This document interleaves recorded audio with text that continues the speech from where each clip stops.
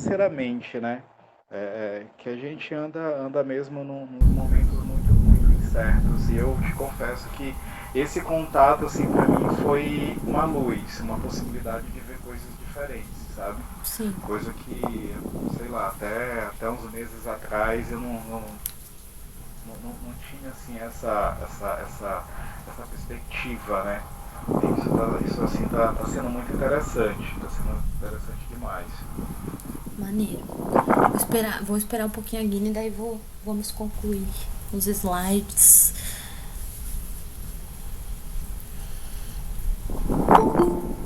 Aí. Opa, chegou, Guine.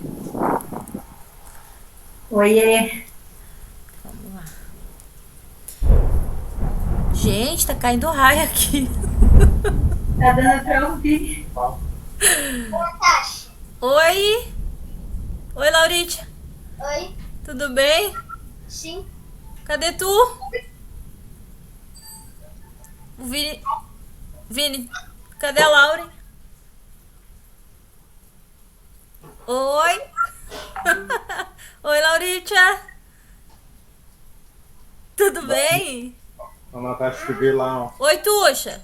Oi, princesa. não, tu não tava falando. Não, essa risada eu quero gravada, entendeu? Para me alegrar durante o dia. A Lauren é artista, Marcão. Ah, que bacana. É, ela é artista. Ela pinta telas e as paredes. É isso aí. Então tá. Vamos lá. Eu apanho aqui porque tá em inglês. Pera aí, deixa eu achar aqui. Vamos ver. Aqui.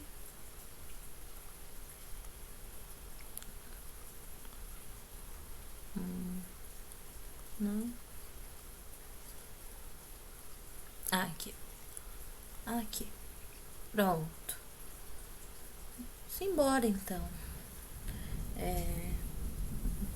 Eu trouxe esse parágrafo. Também vou ler para vocês. Sem uma ideia do futuro que não seja nenhuma continuação do presente, nenhuma catástrofe, a política se reduz a meros argumentos sobre a melhor forma de administrar o status quo. O pensamento utópico, ao contrário, provoca e estimula a crítica radical. Daquilo que existe pode dar uma direção às mudanças futuras. Por meio da exploração da imaginação, de novas possibilidades humanas que nos ajudem a reinventar o futuro. Isso desconstrói o presente e reconstrói o futuro. E faz uma provocação à política e à ética, por meio do ato de pensar diferentemente, possibilitando, assim, a construção de novos horizontes de possibilidades e novas direções às mudanças que virão. Eu escolhi esse parágrafo porque às vezes a gente tem tanto medo assim de sonhar, né? Eu acho que a gente tem às vezes medo de sonhar naquilo que a gente acha que sempre vai ser impossível, né? E talvez aquilo que seja impossível pra gente, que a gente pense como impossível pro nosso futuro, seja algo que mais faça a gente ir atrás de realizar, né? Porque se a gente conseguir entender nessa perspectiva de que pode ser um motivo para continuar, né, para continuar nas mudanças sociais, para continuar lutando pelo aquilo que a gente acredita dentro da educação, né, dentro dessa questão da autonomia, não só no discurso, mas no nosso trabalho, na nossa perspectiva, assim, dos nossos projetos, de procurar fazer, mesmo que a gente que dê errado, né, como o Marcão falou, mesmo que daqueles 10 só 3, né, a gente consiga que eles acreditem em si mesmo, né, ou pelo menos sonhem em algo possível, né, ou até mesmo dentro das escolas que sejam de toda aquela de todo o ninho, assim, a escola seja um dos pilares, né? Deveria ser a criança, a família, a escola, mas se for só a escola, os educadores, que seja essa base, assim, ela se fortaleça, né? enfim, que às vezes a gente não consegue chegar até a família e fazer a mudança social dentro da família, fazer a mudança de realidade dentro da família. Por exemplo, assim, existe uma família que vive situação de violência, violência doméstica, e às vezes a gente não consegue chegar até lá e não tem como, a gente se vê amarrado a isso, né? Como a gente vai tirar aquela situação, o que a gente vai fazer, né? Mas que a gente seja o ponto de referência, seja dentro das nossas possibilidades aquele agente transformador realmente, né? Que a gente consiga acreditar pelo menos naquela parte que a gente faz, né? E aí também eu trouxe aqui o que é para ser, né, resumindo aquilo que a gente falou, que é nido, a escola, a comunidade, que propicia o sentimento de pertencimento, é o que eleva o valor daquilo que está sendo feito, né? Então, quando a gente consegue realmente conversar com as pessoas, dar a nossa aula, visitar os projetos sociais, ou onde quer que a gente esteja, se a gente conseguir levar esse sentimento de pertencimento, não esperando algo em troca do outro, né, mas vivenciando, né, e oportunizando para as pessoas, né, o pertencimento a uma ideia, a um espaço, a um coletivo, a Web3, por exemplo, né, que seja, né, uma oportunidade para todos, o quanto isso realmente agrega valor, e no sentido de agregar valor para o nosso sentido de vida, né, daquilo que a gente esteja fazendo.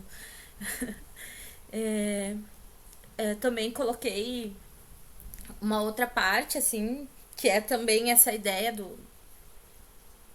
de como a gente vai lidar com isso que a gente está vivenciando, e com essa metodologia, por exemplo, que é citado pela Carla,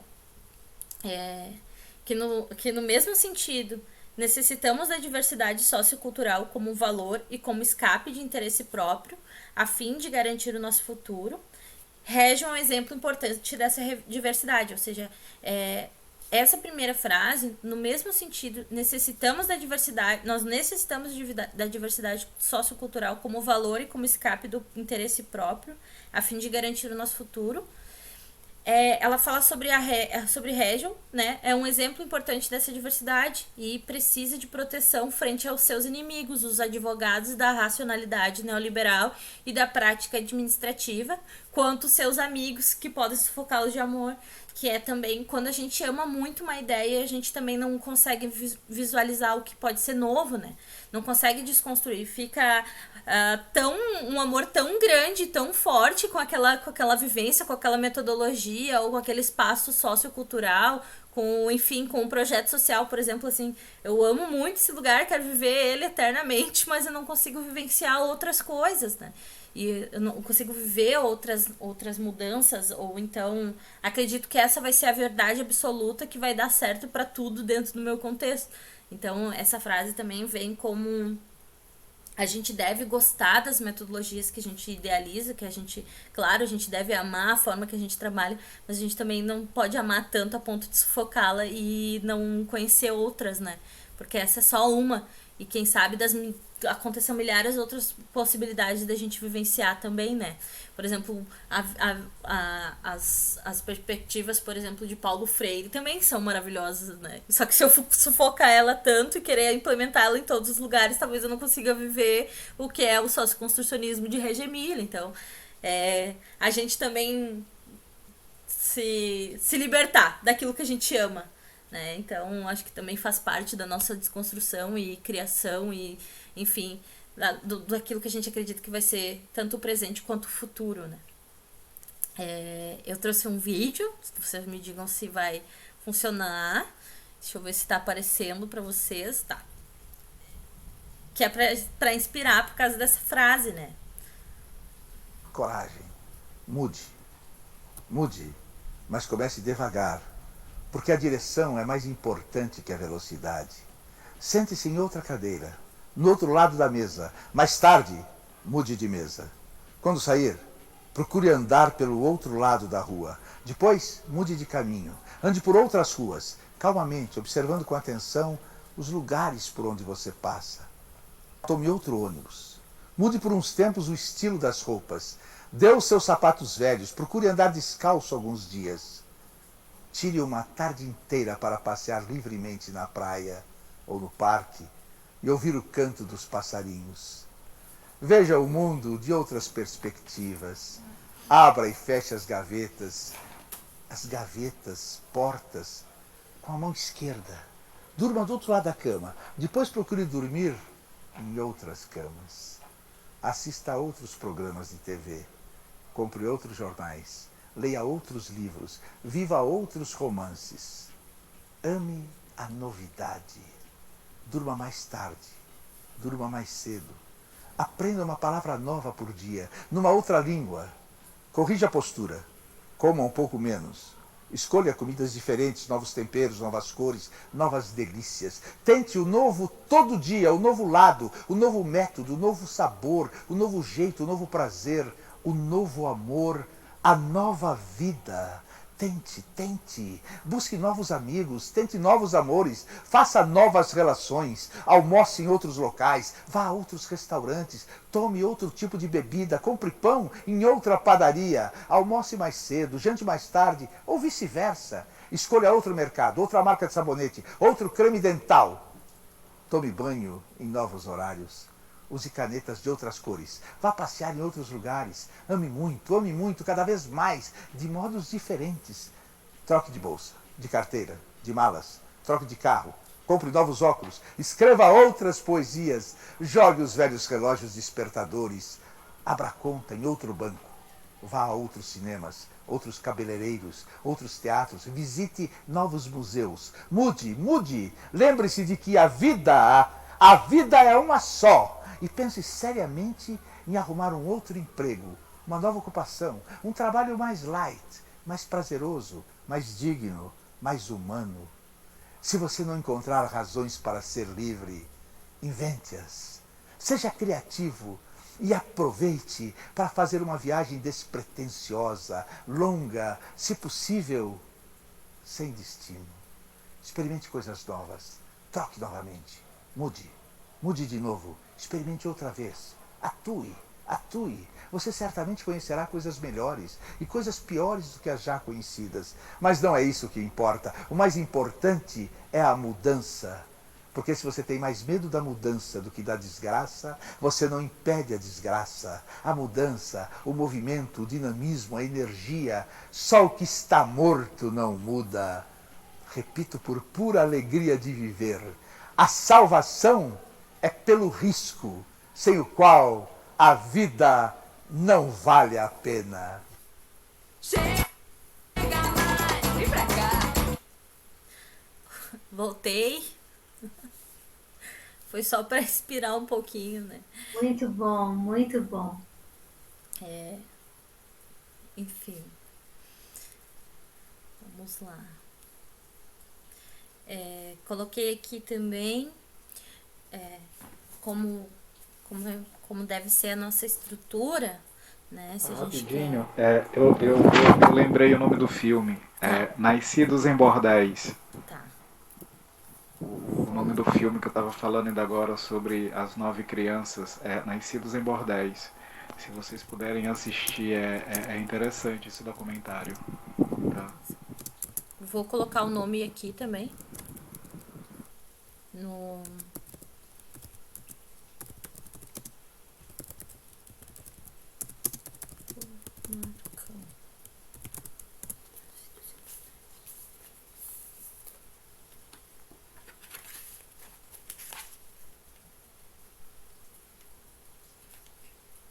Pode ser uma ideia pra gente assistir junto.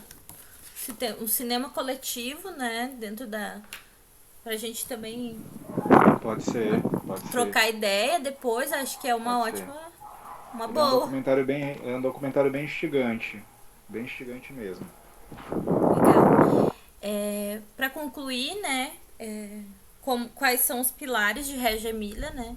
Dos nidos, que são esses ninhos. É a criança, os membros da equipe, né? E a família. E aí,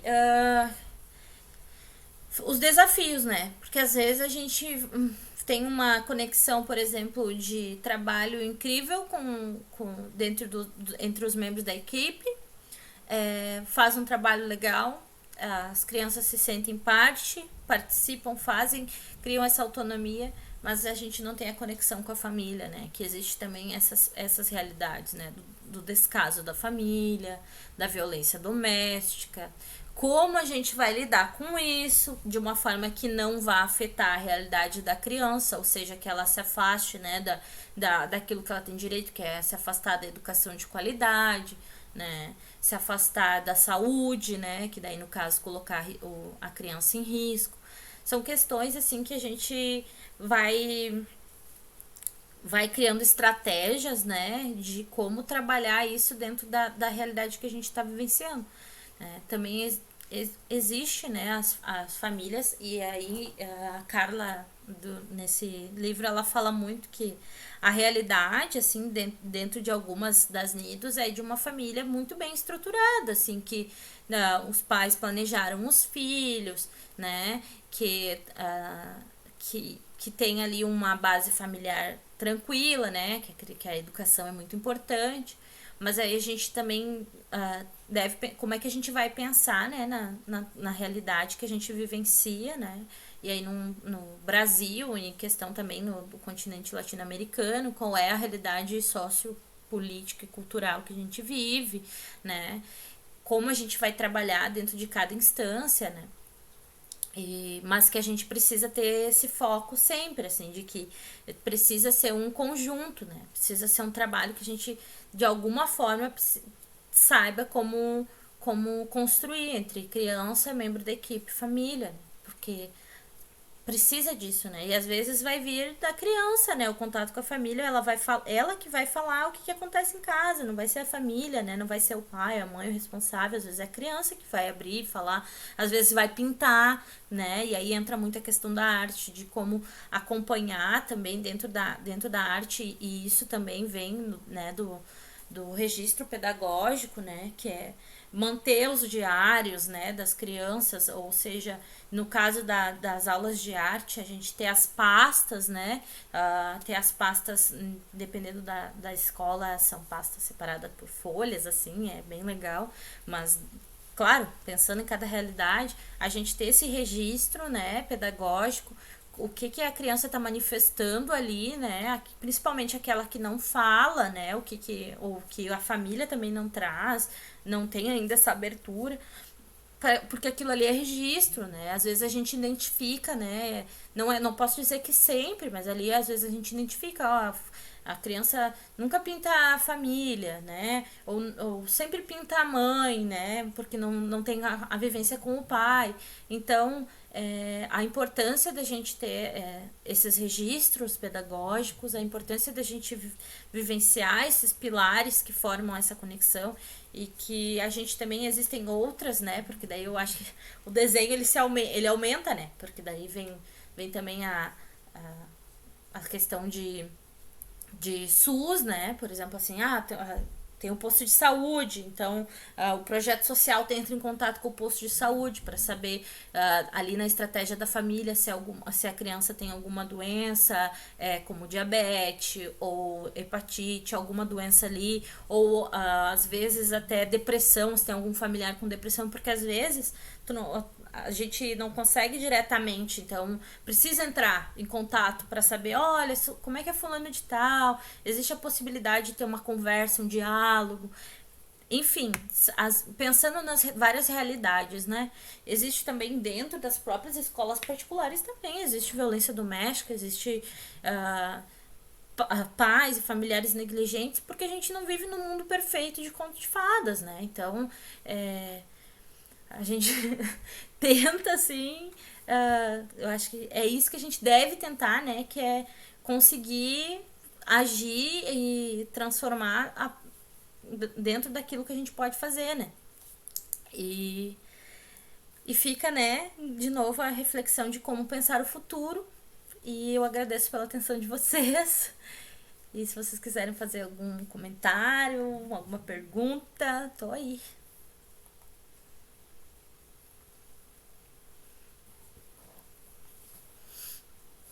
Muito bom de novo, adorei. Eu fico feliz. Bom, Eu me lembrei de uma coisa quando no começo você falou sobre os livros, né? Sobre dar o exemplo, né? Para a criança. E minha mãe, que foi uma estudiosa da Montessori, né? Ela fazia muito isso. Então, de noite, ela pegava um livro sempre e lia para gente um capítulo por noite, né? E às vezes a gente queria ouvir mais, a gente queria que ela lesse mais. Ela falava, não, agora vai ficar esse gostinho para a noite seguinte. A gente queria, ansiava por aquele momento de leitura com ela. A gente já estava deitado de pijama na cama e ela vinha com o livro e lia um capítulo por noite. Assim. E eu sempre fui de ler, agora estou meio muito na Web3 e pouco livro, mas eu sempre assim, devorei livro. E eu tenho certeza que esse exemplo dela de vir e ler para a gente assim, foi fundamental, né? Porque senão você não adianta falar, é bom ler, né? Fica só no discurso, né? A prática, o exemplo é fundamental. Adorei. Nossa, agora tu falando isso, eu lembrei da minha filha, né? Ela estudou em escola Waldorf, né? Então, muito diferente, assim, da escola tradicional que eu vi em tudo. E eu lembro, falando de leitura, eu lembro ela com 12, 13 anos, acho que o último ano, o penúltimo ano dela na pedagogia Waldorf, a menina chegou a ler 6 livros em um ano. Digo, caraca, me lembrando aqui que eu comecei a ler com 17, 18 anos, e até lembro do meu primeiro livro, um livro de filosofia, né, que é coisa complexa pra porra, né, e eu vendo isso, disse, nossa, assim, pelo estímulo que ela tinha de leitura, né, assim, em cada ano ela começou com 3 livros por ano, né, e aí foi subindo, eu lembro que o último ela leu em 6 livros, assim, eram livros que não, fugia, assim, do convencional, né, umas leituras, eu lembro até de um livro dela, era Milo e o Leão, né, ela chegou a ler também aquele, foi um livro de até um quadrinista aí de São Paulo, Angola Kanga, né, que foi que ele ganhou até um prêmio de literatura, alguma coisa de Salete, o nome dele, não lembro o primeiro nome, eu lembro o sobrenome dele, alguma coisa de Salete, e aí ela chegou com essa lista, tem que comprar esse livro aqui, tipo, caraca, tu vai ler isso aqui, a professora passou pra gente ler e tal. Putz, impressionante, assim, né? Então, assim, apesar, pra mim, eu achei, assim, nos anos foi uma coisa, assim, de tocar fogo na cabeça, porque é uma coisa que eu não entendia, então eles prezavam muito por uma mitologia nórdica, ela estudou muito essa coisa de mitologia nórdica, e eu ficava uma arara, eu digo, meu, ao invés de tu estar estudando mitologia africana, tu tá estudando a mitologia nórdica, saca? O que tem a ver uma coisa com a outra, enfim, assim, eu não entendia muito, mas em partes para ela foi muito bom, né? Foi muito bom isso para ela, né? Trabalhava com muito desenho, coisa de desenho, muita leitura, né? Então isso para mim foi muito, muito bom, né? E eu lembro que uma vez ela escreveu um texto, ele me mostrou esse texto e digo, caraca, eu tô com 13 anos, tu tá escrevendo desse jeito. Quando tu tiver, sei lá, mais velha aí para entrar numa universidade, tu vai ter dificuldade em escrever, né? Tu vai ter muito manejo com as palavras, né? Eu fico vendo hoje né, com a idade que eu tenho, assim, tem hora que para mim desenvolver um texto, eu espremo uma toalha, saca? Para me escrever uma lauda, eu passei 3 dias para escrever algo sobre mim mesmo. Eu digo, meu, como escrever sobre a gente é difícil, né? E aí eu só fui conseguir no dia que eu vim aqui pra casa da minha companheira, que a gente passou um dia todo assim, trabalhando, eu consegui assim escrever alguma coisa. Né? E eu, vendo minha filha assim com seus 13, 14 anos desenvolvendo o texto, assim, mesmo que algumas palavras erradas, mas ela desenvolvia o texto. Né? Tu ia ler, tu conseguia sacar o que ela queria escrever, as palavras, tudo.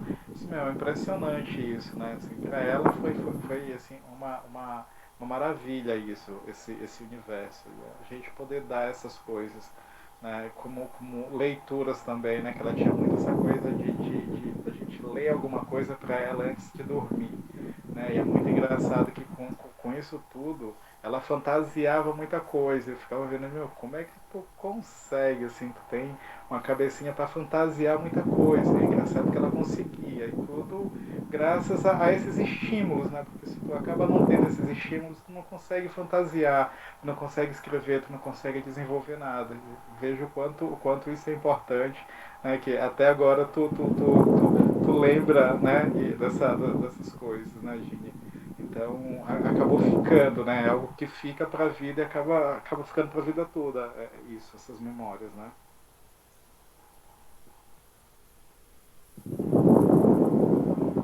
As memórias afetivas, né?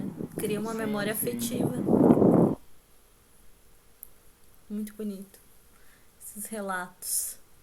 Eu acho que é aquela coisa da educação como formação e não como informação, né? Que eu não sei se ainda hoje se fala muito isso, mas na minha época a escola que eu frequentei falava muito isso, que ela pretendia ser uma escola de formação, não de informação. Então a gente tinha filosofia, a gente tinha música, a gente tinha artes, a gente tinha coisas que estão sendo banidas, né, do nosso sistema educacional. E, assim, e é uma tristeza, porque assim, a música é fantástico.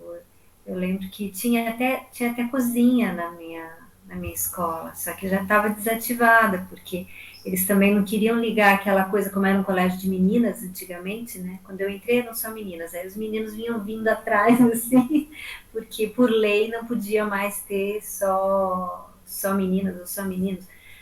E tinha uma cozinha. Acho que também eles não queriam ligar também a figura feminina àquela coisa de que da cozinha, né? De você estar, porque eram freiras americanas, mas elas tinham uma cabeça assim muito boa.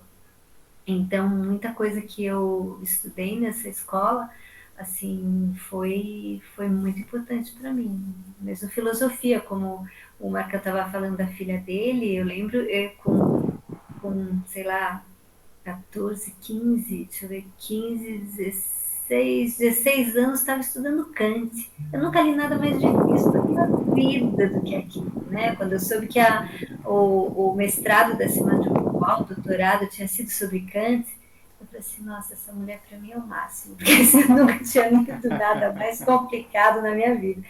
Então, assim, mas foi super importante ter aquelas aulas de filosofia, mesmo algumas coisas que eu não entendi, mas fez parte, né, de uma formação assim muito importante, de destrinchar texto, de você saber como construir um texto. E eu acho que a educação nesse sentido ela é fundamental, né, de formar a criança, né, formar o indivíduo, não só dar informação, né, porque isso hoje em dia você tem o Google, você não precisa ir para a escola. É verdade, eu vejo isso, que Sabrina, quando ela chegou no sexto ano, né, ela começou a questionar, sexto, sétimo, começou a questionar a professora, né, dela. Eu fiquei assim, cara, uma vez eu virei pra ela e mas tu não tem nem tamanho para questionar? Eu digo, pai, tem colegas meus que estão aprendendo determinada coisa que eu nem vi com minha professora. Agora, no final das contas, se eu for prestar alguma prova para uma outra escola, eu vou me ferrar. Porque ao invés dela me ensinar matemática, ela fica me ensinando uma porção de abobrinha que não faz sentido. Sabe? Ela aprendeu música também, teve aulas de canto ali, violino, que eu ficava de, cara, vou ter aula de violino, vou ter aula de violino, né? E aí teve um momento que ela aprendeu a fazer letras góticas. Aí eu perguntei, mas pai, que tu vai aprender letra gótica? Saca? Assim, e com canetas especiais, o giz dela que ela usava para pintar era giz de cera de abelha. Eu digo, minha irmã, vamos ali comprar uma caixinha de giz de cera ali. Não, pai, não é a mesma coisa. Não dá a mesma. E o pior é que não dava mesmo a mesma estética na pintura. Ela me fez até um desenho, né? Até fotografei, tenho esse desenho comigo até hoje. E realmente não dava uma outra textura. Tu passava o dedo assim no negócio e assim, dava uma outra textura. E era lápis que durava de um ano pro outro, sabe? Assim, ela passou com esses lápis, ela passou uns 2 anos. E digo, meu, vocês têm até o tipo de lápis que vocês vão usar. Isso é uma coisa muito doida. Né? Eu ficava vendo aquilo, né? E assim, é uma coisa mesmo que não foi para informar, foi para formar mesmo, né? E hoje a gente não tem muito isso. Essa coisa da formação. Eu lembro que aí até em São Paulo, até hoje tem o Liceu de Artes e Ofícios, né? Então se hoje em dia tivesse, né? Eu falei ainda agora, eles estão acabando com o Centro Cultural Odilo Costa Filho, que é um centro de cultura muito antigo, onde eu aprendi fotografia. Saca? Um centro desse poderia ser um centro de formação já para fazer, sei lá, o adolescente ingressar numa universidade, para ele ter os primeiros ensinamentos dele em arte, sabe? Hoje em dia... A minha origem, se parar para pensar a minha origem como artista mesmo, o meu curso ligado à arte, de alguma forma, foi no liceu, Aí, onde eu aprendi sabe? papel artesanal. Eu aprendi com uma artista plástica, ela ensinou a gente por um ano, eu fui para ter aula com ela, e do papel artesanal é que eu comecei a fazer arte. Então, assim, olha o quanto um curso, né, nesse sentido, iniciou a minha carreira inteira. Olha aí, isso é interessante. Agora eu tô falando, eu lembro que quando eu despertei, quando eu prestei vestibular, foi para... Eu acho que eu fiz uns 5 ou 6, né? E antes de eu fazer, eu assisti um curso 5 séculos de uma história da arte, com um professor chamado Andréas Valentim, né? Vocês até encontram ele aí no Instagram, né? E aí eu lembro que foi a primeira vez que eu tive contato com o cinema nacional, e foi assistir Deus e o Diabo na Terra do Sol. Eu vi aquele filme de Glauber Rocha, mó doido, aí eu olhei aquilo ali, aí virei para uma amiga atrás e disse, Thaís, eu já sei o que eu quero estudar, cara. Ela, o que, Marcos? Eu quero mexer com arte, sabe? É isso que eu quero mexer com arte. Posso fazer vestibular para qualquer coisa e passar, mas eu quero mexer com arte. E desde esse tempo ficou esse negócio, né? Ficou. Aí um belo dia eu vi alguma coisa e foi uma postagem dele. Aí eu escrevi lá, eu disse, caraca, eu te achei. Se hoje eu mexo com fotografia, gosto desse negócio todo, foi por conta de ti. Né? Eu assisti um curso teu, né? Falei o nome do curso e tal, aí ele respondeu, cara, isso tem mais de 20 anos. Eu digo, realmente, isso tem mais de 20 anos. Eu digo, pô, que bom que tu enveredou por esse lado por conta desse curso e por conta do cinema nacional, né? Que a partir daí parece assim que desabrochou esse negócio. É interessante assim quando tu tem essas referências, e aí que vem aquela ideia da formação, né? Então, pô, aquilo ali formou alguma coisa dentro de mim para correr atrás dessa coisa. E hoje a gente não tem isso, né? Tá se perdendo muito. Né? Eu volto a dizer, acho que cabe a nós estruturar essas bases para tentar dar algum sentido não só para a gente, mas como para outras pessoas, né? Literalmente. Fazer sentido. Né? Gratidão, Natasha. Eu que agradeço. Eu tô felizona que vocês estiveram aqui pela segunda vez. E muito bom escutar a experiência de cada um. E é sempre muito enriquecedor, né? Poder compartilhar. Então, Bom, muito pessoal, eu vou grata. indo. Prazer. Tchau. Obrigado, Natália. valeu Vinícius, Dinha, Natasha, valeu, obrigadão, Valeu. boa noite pra vocês, gente. Vamos se inspirar agora. É isso aí. Até. Tchau. Tchau. Galera.